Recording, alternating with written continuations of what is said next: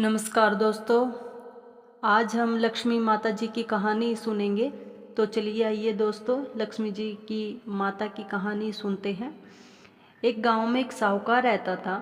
साहूकार की एक बेटी थी। वह हर रोज़ पीपल का पेड़ सींचने जाती थी। जब वह पीपल का पेड़ सींच कर आती, तब पेड़ में से लक्ष्मी जी प्रकट होती और चली जाती। एक दिन लक्ष्मी जी ने साहूकार की बेटी से कहा कि तू मेरी सहेली बन जा। तब लड़की ने कहा कि मैं अपने पिता से पूछकर कल बताऊंगी।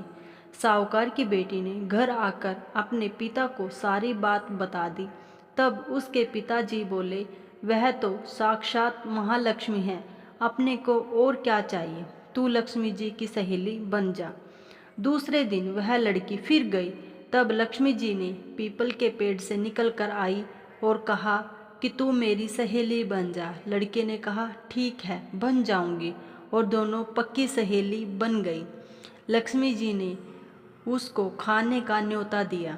घर आकर लड़की ने अपनी माँ और पिता से कहा कि मेरी सहेली ने मुझे खाने का न्योता दिया है। तब लड़की के पिताजी ने कहा कि सहेली के जीमने जाइयो, पर घर को संभल कर जाना।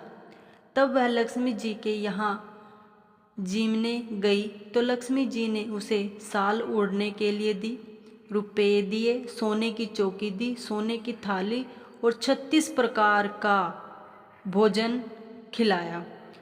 जब वह लड़की भोजन खाकर अपने घर को आने लगी तो लक्ष्मी जी ने पल्ला पकड़ लिया और कहा कि मैं भी तेरे घर चलूँगी। तो उसने कहा आ जाइयो।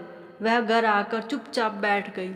तब लड़की के पिता ने पूछा कि बेटी, सहेली के यहाँ जिम कर आई और तू उदास क्यों बैठी है? तो उसने कहा पिताजी, लक्ष्मी जी ने मेरा इतना अच्छे से स्वागत किया, अनेक प्रकार के भोजन कराया, मैं और अपने घर में तो कुछ भी नहीं है।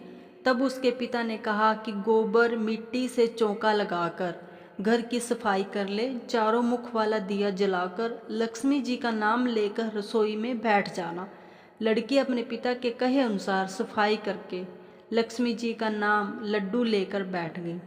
उसी समय उस नगर की रानी नहा रही थी और उसका नौलखा हार चील उठाकर ले गया और उसके घर वह नौलखा हार डाल गया और उसके हाथ से लड्डू ले गया।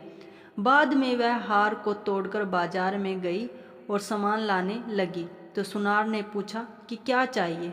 तब उसने कहा कि सोने की चौकी, सोने का थाल, साल दुसाल दे दे, मोहरे दे और सामग्री दे, 36 प्रकार का भोजन हो जाए, इतना सामान दे। सारी चीज़ें लेकर बहुत तैयारी करी और रसोई बनाई। तब गणेश जी ने कहा कि लक्ष्मी जी को बुलाओ। आगे आगे गणेश जी और पीछे पीछे लक्ष्मी जी। आइए। उसने फिर चौकी डाल दी और कहा सहेली चौकी पर बैठ जा। जब लक्ष्मी जी ने कहा सहेली चौकी पर, तो राजा रानी के भी नहीं बैठी, किसी के भी नहीं बैठी। तो उसने कहा कि मेरे यहाँ तो बैठना पड़ेगा।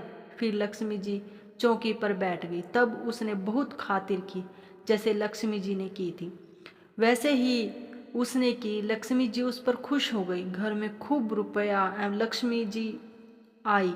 साहूकार की बेटी ने कहा मैं अभी आ रही हूँ, तुम यहीं बैठी रहना, और वह चली गई।